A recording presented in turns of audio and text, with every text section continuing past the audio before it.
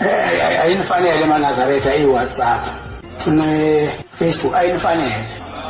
Lento nibonile kunabantu esaba phezulu kwabafa khona imize yabhidlika ngabo labo WhatsApp no Facebook. Ngiyasho ukuthi iFacebook engamfanele umuntu oyiNazaretha. Awayeke umuthi. Hayi bantu awethu iyekeni iFacebook. Yabona masikhuluma ngeFacebook no WhatsApp akunifanele nina. Nami ngiyibona kumuntu nasemhlabeni.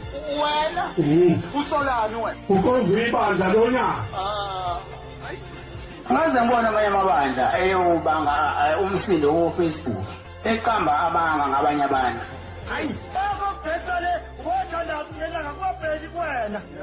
Uyathanda wena oseqinwe ngawe lokukhuluma kwabanye abantu. Ongelona iqiniso. Bazothini abasemnyanga bafuna ukungena endlini bakubheda thina sisephakathi endlini sikhiphana ko Facebook.